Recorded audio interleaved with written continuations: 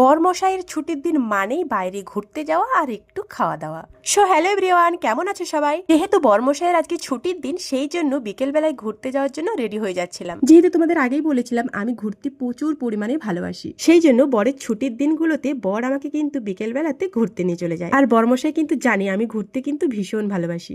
আর একটা মেয়ের বিয়ে হয়ে যাওয়ার পর তার বরমশাই যদি তার না চাওয়া কথাগুলো বুঝতে পেরে যায়, তাহলে সেই মেয়ের মতো লাকি আর হয় না। সেই জন্য বরমশাইকে যদি আমি নাও বলে থাকি যে আমাকে আজকে ঘুরতে নিয়ে চলো, কিন্তু বর বুঝে যায় যে আমার মন চাইছে আজকে আমি একটু ঘুরতে যাব। তাই বরমশাই সন্ধ্যাবেলায় রেডি হতে বললো আমাদের বাড়ির কাছে যে হরিদাসপুর বাজার আছে ওখানে একটু আজকে যাব। যেহেতু লাড্ডুর জুতো কেনার আছে, তারপর বললাম বরের ছুটি মানেই একটু ঘুরতে যাওয়া আর খাওয়া দাওয়া। আর এইদিকে তো 2-3টা দোকান ঘোরার পরেও লাড্ডুর পায়ের মাপে জুতো পেলাম না। যেহেতু ও হাঁটতে পেরে গেছে সেই জন্য ওর জুতো দরকার, কিন্তু ওই মাপের জুতো পাচ্ছিলাম না দোকানে। জুতো না পাওয়াতে আমরা চলে গিয়েছিলাম ডাইরেক্ট কাবাব দোকানে। আর এখন আমাদের হরিদাসপুর বাজারে সব রকমের খাবার পাওয়া যায়। আগে কিন্তু তোমাদেরকে একটা ব্লগে বলেছিলাম, আগে কিন্তু হরিদাসপুর বাজারে এই কাবাব টাবাব এত কিছু পাওয়া যেত না। এখন মোটামুটি সব রকমের দোকান বসে গেছে। সেই জন্য এখন খেতে ইচ্ছে করলেই কিন্তু হরিদাসপুর বাজারে চলে যায়, আলাদা করে কিন্তু আমাদেরকে তমলুক শহরে যেতে হয় না। আগে কাবাব খেতে ইচ্ছে হলে কিন্তু আমাদেরকে সেই তমলুক থেকে কিনে এনে খেতে হতো, আর তখন মন চাইলেই কিন্তু সাথে সাথে পেতাম না। আর এখন খেতে ইচ্ছে করলেই চলে যাও হরিদাসপুর বাজারে, মন ভরে খেয়ে নাও। চলো,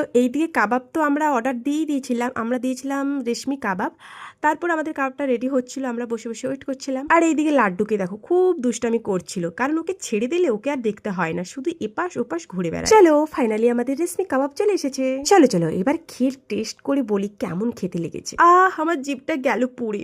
এত গরম মুখের ভিতরে দিলে জিভ তো পুড়বে, এটাই তো স্বাভাবিক। এখানে এর আগে অনেকবার কাবাব খেয়েছি, তবে এই রেশমি কাবাবটা ট্রাই করা হয়। তবে অন্যান্য কাবাবটা খুব টেস্ট হলেও এই রেশমি কাবাবটা কিন্তু আজকে আমাকে খুব একটা ভালো লাগলো না। আর এইদিকে লাড্ডুকে দেখো খাওয়ার জন্য কি করছিল।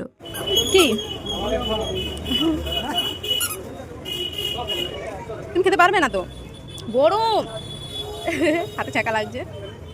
যদি দেখেছে মাম্মাম পাপা কিছু খাচ্ছে, সেটা ওকে খেতেই হবে, কারণ মাম্মার পাপার খাবারগুলো বেশি টেস্টি। আর এইদিকে ওর খাবারগুলো যখন সুন্দর করে টেস্টি করে দেয়, সেগুলো ওর খেতে ভালো লাগে না। যাই হোক, ছেলে আমার খেতে চেয়েছে, একটু তো ওকে খাওয়াতে হবে, তাই না? তারপর রেশমি কাবাব খেয়ে আমার মন পেট কোনোটাই ভরলো না। তারপর আর একটা দোকানে এসে চিকেন স্প্রিং রোল খেয়ে নিলাম, বাট এটাও খেতে খুব একটা ভালো লাগলো না, বাট নিয়েছি, খেতে তো হবে, তাই না? এখানে এসেও লাড্ডু হামলা করছে। তারপর আমার মনটা একটু কোল্ড ড্রিঙ্কস খেতে চাইলো, তার জন্য একটু কোল্ড ড্রিঙ্কস খেয়ে নিলাম। আই লাভ কোল্ড ড্রিঙ্কস, একসময় কোল্ড ড্রিঙ্কস এর আমি পাগল ছিলাম। এখানে বরকে বলছিলাম যে তুমি তো খাবে না বলেছিলে, তাহলে আমারটাতে কেন ভাগ বসাচ্ছ অকারণে? শুধু বরমশাই ভাগ বসাচ্ছে না, লাড্ডুও কিন্তু আমার খাবারে ভাগ বসাচ্ছে। এখানেও লাড্ডু কোল্ড ড্রিঙ্কসে হামলা করছে। তারপর বরকে বললাম এই চকলেট গুলো কিনে দেওয়ার জন্য। একসময় ছোটবেলায় এই চকলেট গুলো খুবই খেতে ভালো লাগতো, তাই লাড্ডুর জায়গায় আমি বায়না করছিলাম বরমশাইয়ের কাছে এই